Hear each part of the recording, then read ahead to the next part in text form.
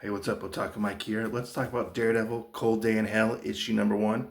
Warning, there will be spoilers. So our issue starts out, surprisingly, on a cold day.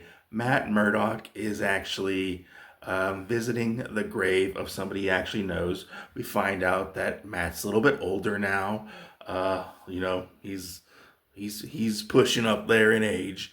And we find out that he actually has lost his powers. We find out also that he's actually been reacquainted with Jessica Jones as he's talking to the grave of Wilson Fisk.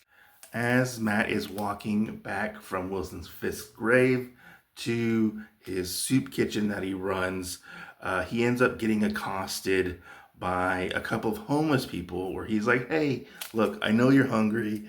You can take what you want, but please leave me some to eat. Unfortunately, they don't. They take off with his money and his cane. He's like, hey, can you please leave the cane? Luckily, he's able to survive that encounter and actually get back to his soup kitchen. He actually does offer them some advice. Hey, you don't have to do this. You can come to my soup kitchen and use a free cot. There's free meals, stuff like that. So he does give them some good advice, I feel like. But he actually ends up getting back to his soup kitchen. And he is out throwing out the trash. And he sees these guys run out from the subway. And this big, giant explosion happens from the subway. And what happens is Daredevil, miraculously, because of this explosion that happens, gets all of his powers back. He gets the heightened senses, all that stuff. And he's trying to sense of what it's like to have all these powers back, because he hasn't had powers for like decades almost, it seems like. He's just been a normal guy, and he is saving people at first, and he hears something down in the subway, and he goes to find. We ends up finding Captain America, basically impaled with rebar, and Captain America tells him, "Hey, you need to protect this girl. This girl is like the key to everything, apparently, or something like that. I don't know." Murdock tries to go after the people who caused the explosion, but alas, he was not able to get to them. They happen to actually get away with Captain America's shield of all things, and they actually do bring it back to the person who they work for, which we don't know who they work for, unless I missed it in the first issue. But he is so happy to actually have this shield for reasons we don't know yet. And he takes it downstairs, and then we meet a familiar face. This mystery man's like, oh yeah, look, I got Captain America's shield. Oh, don't you like it? Don't you miss the old times, Frank? And what we see is Frank Castle actually strung up on a wall with no legs and no arms, like being kept on life support strapped to this wall, which then we cut to Matt putting on the Daredevil costume again, and that's how this issue ends. All right, so let's look at the interior artwork. This is actually one of the variant covers. I think this is a Frank Miller cover. I'm not for sure, but it does say FM right there. It was a pretty cool cover, I feel like. It's not bad. But yeah, we get this really nice artwork. I love the accents of actually Matt and his scarf that he has. Like, it looks a really cool detail. But like, yeah, it's really nice. Very well drawn, I feel like. Lots of detail. The panel layouts are amazing. The colors are very awesome. Very much do set the tone for things to come in this issue.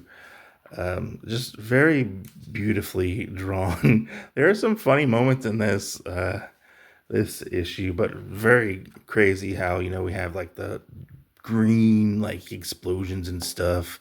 I really wonder what that actually is related to.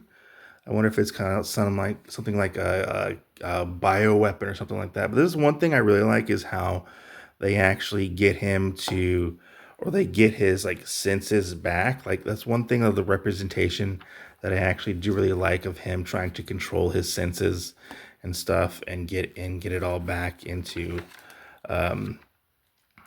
his head or whatnot. But yeah, beautiful artwork. You can't really fault it. It's a very gritty art style, I feel like, and it definitely works for this book. I have to say, all in all, I really did enjoy this first issue. It was really interesting to see this world we end up getting dropped into. I am left with a lot of questions, I have to say. Like, I want to know about this war that they were talking about, that they were in with the superheroes and stuff like that. But Matt wasn't actually in that war. He actually lost his powers before the war. So he kind of got out and he was like deactivated as a superhero, even though some superheroes are still going around, which they kind of bring up like the new warriors in this at points. And like apparently the new warriors are kind of seem to be running the show superhero wise or something like that. But yeah, it left me with so many questions. Like, I want to know what happened previously. And I hope we get that answered in this 3-issue miniseries. I want to know why they want this girl and why do they need Captain America? Why the heck is Frank Castle strapped to a wall? I need to know that. Like, who is this mysterious guy who seemed to have like a weird fetish for Captain America's shield? I don't know. But all in all, it was a fun issue. People are definitely calling this Old Man Daredevil, Old Man Matt Murdock. That is for sure the case. It is very similar to Old Man Logan or like Spider-Man Reign, but I feel like it does have a fun little Daredevil twist to it. I like the fact that we get to see Matt's life outside of the Daredevil costume. And at the very end, he does end up putting it on. And we'll see how he fares, going into this. I'm really interested to see where he goes. I'm glad this is going to be a short read. It's not going to be long and drawn out. It is definitely worth your time. You do get some pretty fun little like behind the scenes stuff in this as well. In the back, they get like a write up of like how they came up with the story and stuff like that, and like some like behind the scenes like drawings and like panel layouts and stuff like that. So it's definitely worth your time. Let me know your thoughts down below. Are you picking this up? You're not picking it up? I would love to hear your thoughts. Comment, like, subscribe. I'm Otaku Mike, and I'll catch you on the next video.